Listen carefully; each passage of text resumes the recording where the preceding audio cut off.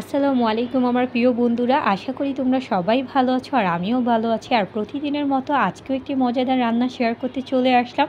তবে রান্না শেয়ার করার আগে আমার সকল বন্ধুদের সাথে আজকে একটি ইন্টারেস্টিং জিনিস শেয়ার করতে চলে আসছি। আর সেটা হচ্ছে কালকে একটি সুন্দর পাখির বাসা এনেছি। কারণ আমার অনেক ভিডিওতেই তোমাদের সকলের সাথে শেয়ার করেছি, খুব ভোরবেলা থেকে বিভিন্ন রকমের পাখির আনাগোনা লেগেই থাকে আমার এই ছোটো বারান্দা বাগানটিতে। তাই তাদের জন্য এই সুন্দর পাখির বাসাটি এনেছি, তারা যাতে স্থায়ীভাবে বাসা করতে পারে। আর কেমন হয়েছে অবশ্যই কিন্তু তোমরা কমেন্টে জানাবে।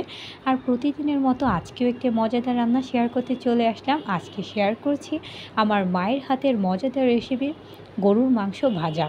রেসিপিটি কিন্তু খেতে সত্যিই দুর্দান্ত হয়। ভাবলাম আমার সকল বন্ধুদের সাথেও শেয়ার করা যাক, আমার বন্ধুরা যাতে ঝটপটভাবে এই রান্নাটি করে একবার হলো বাসায় ট্রাই করে।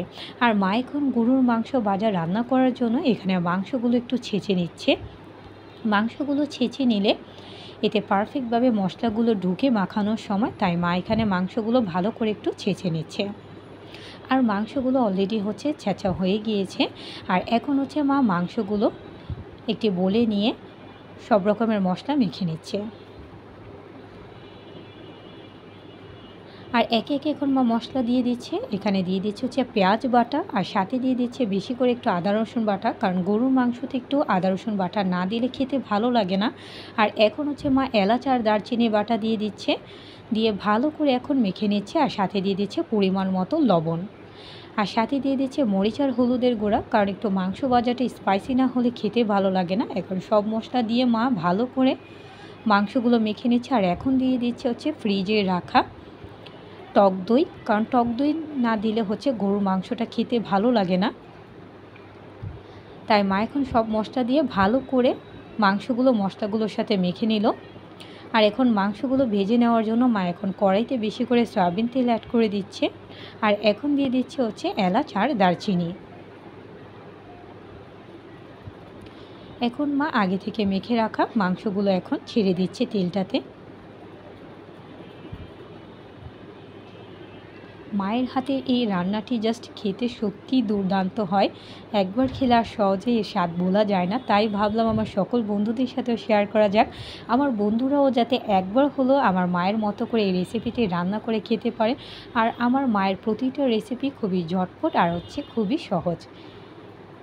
আর এখন হচ্ছে বলক চলে এসেছে, মা কিছুক্ষণের জন্য ঢেকে রাখছে, কারণ মাংস রান্না হতে একটু সময় লাগে। আর কিছুক্ষণ পর আবারও ঢাকনাটা তুলে নিচ্ছি। দারুণ একটা ফ্লেভার আসছে বন্ধুরা। আর মা এখন নিচ থেকে উপর পর্যন্ত ভালো করে নাড়াচাড়া করে নিচ্ছে। আর যেহেতু এটা গরুর মাংস ভাজা, তাই যত পর্যন্ত হচ্ছে এটা তেলে একদমই ভাজা ভাজা না হবে তত পর্যন্ত এই রেসিপিটা ফুলফিল হবে না। তাই মা এখন নাড়াচাড়া দিয়ে আবারও ভালো করে ঢেকে রাখলো কিছুক্ষণের জন্য। আবারও কিছুক্ষণ পর তুলে নিচ্ছি। তোমরা দেখতেই পাচ্ছ আস্তে আস্তে কিন্তু মাংসের কালারটা একদম চেঞ্জ হয়ে আসছে। আর এখন মা দিয়ে দিচ্ছে হচ্ছে বেশি করে কাঁচামরিচ, কারণ এই ভাজা মাংসটাতে যত বেশি করে একটু কাঁচামরিচ দেওয়া হয় এর ফ্লেভারটা ততটাই ভালো লাগে।